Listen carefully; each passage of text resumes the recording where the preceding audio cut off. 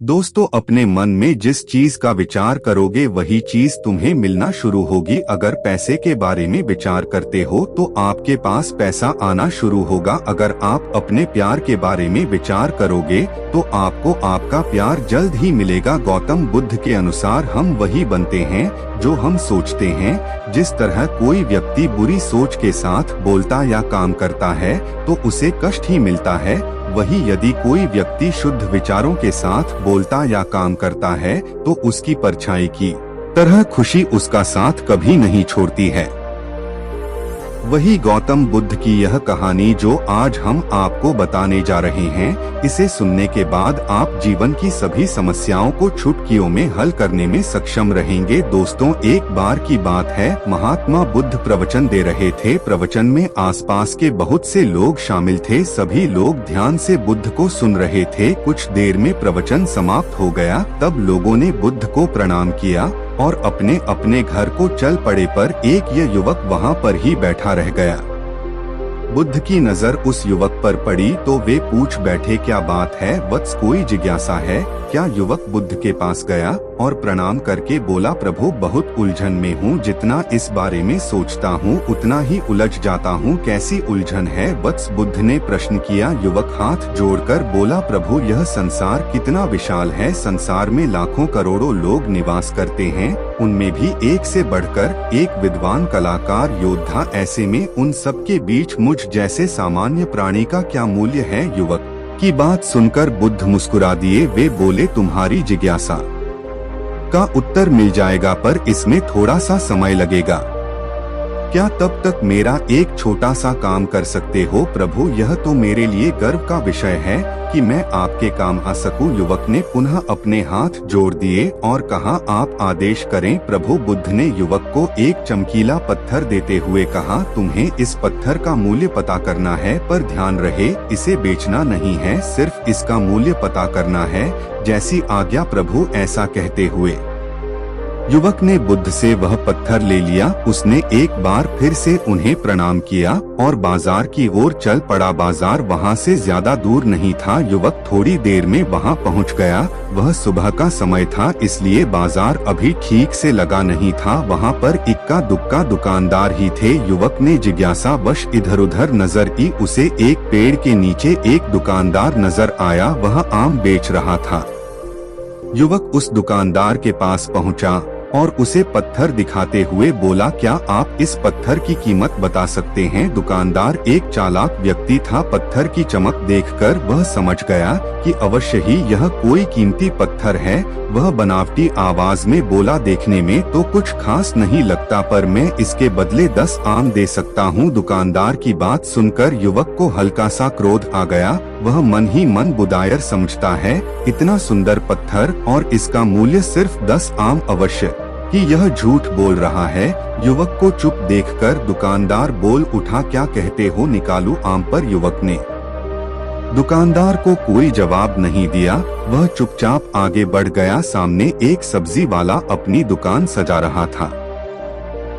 युवक उसके पास पहुंचा और उसे पत्थर दिखाते हुए उसका मूल्य पूछा। उस पत्थर को देखकर सब्जी वाले की आंखें खुशी से चमक उठी। वह मन ही मन सोचने लगा, यह पत्थर तो बहुत कीमती जान पड़ता है। अगर यह मुझे मिल जाए तो मजा ही आ जाए। क्या हुआ भाई, कहाँ खो गए? युवक ने दुकानदार की तंद्रा तोड़ी। सब्जी वाला चौंकता हुआ बोला, कुछ नहीं, मैं तो बस मन ही मन इसकी कीमत की गणना कर रहा था। वैसे मैं इस पत्थर के बदले एक बोरी आलू दे सकता हूँ। सब्जी वाले के चेहरे की कुटिलता देखकर युवक समझ गया कि यह दुकानदार भी मुझे मूर्ख बना रहा है। मुझे किसी और से इसका मूल्य पता करना चाहिए। यह सोचता हुआ युवक आगे बढ़ गया। सब्जी वाले दुकानदार ने युवक को पीछे से आवाज लगाई, क्या हुआ भाई, अगर आपको यह मूल्य कम लग रहा है तो बताएं तो सही, मैं इसे बढ़ा दूंगा। पर युवक ने उसकी बात पर ध्यान नहीं दिया। वह अब इधर उधर किसी ऐसे व्यक्ति को खोजने लगा जो जानकार हो और उस पत्थर की सही मूल्य बता सके। युवक को लग रहा था कि अवश्य ही यह कोई कीमती पत्थर है, शायद कोई जोहरी इसका सही मूल्य बता स यह सोचता हुआ युवक एक जोहरी की दुकान पर पहुंचा। जोहरी अपनी दुकान को अभी खोल ही रहा था, उसने युवक को अपनी दुकान की ओर आते हुए दूर से देख लिया था। साथ ही उसने युवक का हुलिया देखकर यह भी भांप लिया था कि यह कोई गरीब व्यक्ति है जो संभवत कोई गहना बेचने आया होगा। जोहरी ने हाथ जोड़कर युवक को नमस्कार किया और मुस्कुरा कर पूछा, बताएं महोदय, मैं आपकी क्या सेवा कर सकता हूँ। युवक ने बुद्ध का दिया पत्थर अपनी हथेली पर रख दिया और बोला, इसका मूल्य पता करना था। पत्थर को देखते ही जोहरी उसे पहचान गया कि यह बेशकीमती रूबी पत्थर है जो किस्मत वाले को मिलता है। वह बोला, पत्थर मुझे दे दो और मुझसे 1 लाख रुपए ले लो। कहते हुए जोहरी ने पत्थर लेने के लिए अपना दाहिना हाथ बढ़ाया, पर तब तक युवक ने पत्थर को अपनी मुट्ठी में बंद कर लिया था। उसे पत्थर के मूल्य का अंदाजा हो गया था, इसलिए वह बुद्ध के पास जाने के लिए मुड़ गया। जोहरी ने उसे पीछे से आवाज लगाई, अरे रुको तो भाई, मैं इसके 50 लाख दे सकता हूँ।